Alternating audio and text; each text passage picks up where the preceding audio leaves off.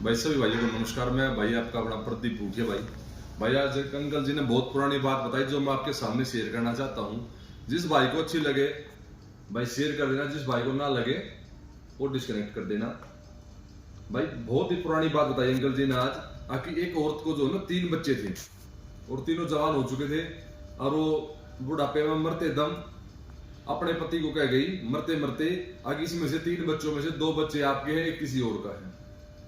अब उस बुजुर्ग को टेंशन हो जाती है, भाई 2 बच्चे मेरे, तीसरा किसी और का, अब मैं तो भाई प्रॉपर्टी 2 को दूंगा और कैसे दूंगा। अब वो करता क्या, बेचारा परेशान रहता है काफी टाइम से।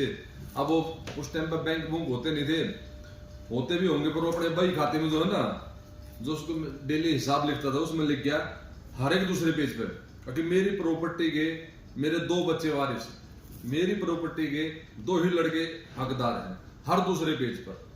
कुछ दिन के बाद उसकी मृत्यु हो जाती है तो उनका पूरा परिवार इकट्ठा होता है, रिश्तेदार सभी भाईचारा गांव का बैठता है। चलो भाई तुम्हारा पिताजी खत्म हो चुका है तो भाई तुम्हारा हिस्सा कर देते हैं बैठ के। कुछ रिश्तेदार बैठते हैं तो उसकी बही को जब खोलते हैं तो हर दूसरे पेज पे लिखा मिलता है कि मेरी प्रॉपर्टी के वारिस सिर्फ 2 ही बच्चे हैं मेरे।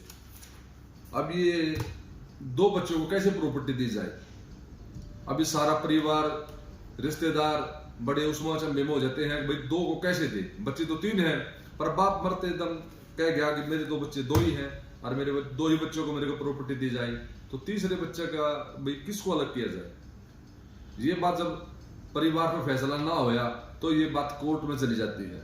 कोर्ट में जाने के बाद मजिस्ट्रेट के पास जब ये केस जाता है तो मजिस्ट्रेट जब उनकी वही खाता देखता है कि भाई मेरी प्रॉपर्टी 2 बच्चों को दी जाए, तो जज साहब सोचते हैं कि अब क्या किया जाए। तो जज साहब भी फैसला करने के बाद ही अपने घर लौट के खाना खूना खाते थे, अपने बच्चों को छोटे मोटे केस की बात बताते थे। तो अपनी बिटिया को कहता, बिटिया आज मैं खाना नहीं खाऊंगा, आज मेरा मूड ठीक नहीं है, आज एक ऐसा केस आया है जिसमें मैं खुद फंस चुका हूं, मैं करूं तो क्या करूं, मैं दुविधा में फंस चुका हूं। उसकी बिटिया कहती, पापा क्या हो गया, अब बेटा ऐसे ऐसे बात होगी, क्या करूं इसका। वो कहती, कुछ नहीं तो नॉर्मल है, मैं कर देती हूँ। अच्छा बेटा तुम बताओ उसका क्या फैसला होगा। तो कहते, पिताजी आप उसको बताओ, उनके बच्चे से कहो अपने बाप की पिताजी की बड़ी तस्वीर बनाकर लेके आए। तो अगले उस पर जाता हो, कहता है बड़ी तस्वीर लेकर आओ, उसको लेके हॉल के अंदर उस तस्वीर को रखवा दिया जाता है और तीनों बच्चों को अलग कर दिया जाता है। उसके अंदर उसका परिवार, उसका रिश्तेदार, डिपार्टमेंट सारा वहां बैठ जाता है। एक बच्चे को बुलाया जाता है, बड़े वाला जो लड़का था उसको बुला के कहते हैं, भाई एक काम कर। वो जो उसकी लड़की कहती है, आपने एक काम करना पड़ेगा, ये जो आपकी पिताजी की तस्वीर रखी है अपने पैर से जूते निकाल और इस तस्वीर को 4 जूते लगा दे। वो कहता है मेरे को मेरे पापा की प्रॉपर्टी का हिस्सा नहीं चाहिए, मैं जूती नहीं मार पाऊंगा, चप्पल से जूते से नहीं मारूंगा मैं अपने पिताजी को, मेरे को मेरे पिताजी का हिस्सा नहीं चाहिए। वो कहकर उसको दूसरी तरफ निकाल के बिठा दिया जाता है।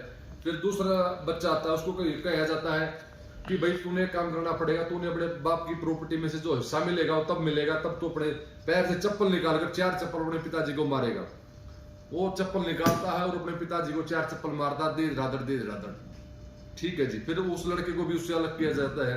उनको पता नहीं रहता तीनों बच्चों को कि हमने क्या किया क्या नहीं किया, क्योंकि तीनों बच्चों को अलग अलग किया जाता है पहले। तीसरे बच्चों को बुलाया जाता है, तो तीसरे बच्चों को कहा जाता है अभी तेरे को तेरी प्रॉपर्टी का जब हिस्सा मिलेगा तेरे बाप का, जब तू अपने पिताजी की तस्वीर को अपने पैर से निकाल कर अपनी जूती अपने पिताजी की तस्वीर को लगाएगा। वो कहता है मेरे को मेरे पिताजी की प्रॉपर्टी का हिस्सा नहीं चाहिए, आप तुम 2 को ही दे दो, मेरे को हिस्से की कोई जरूरत नहीं, मैं अपने पिताजी की मूर्ति को नहीं मार सकता क्योंकि ये मेरा पिताजी ही है। तो ये बात होने के बाद भाई वो चले जाते हैं। जज साहब फैसला देता, भाई जिस लड़के ने समाज में बैठा, जिस लड़के ने जूती लगाई थी वो 1 है, जिसने नहीं लगाई वो 2 है।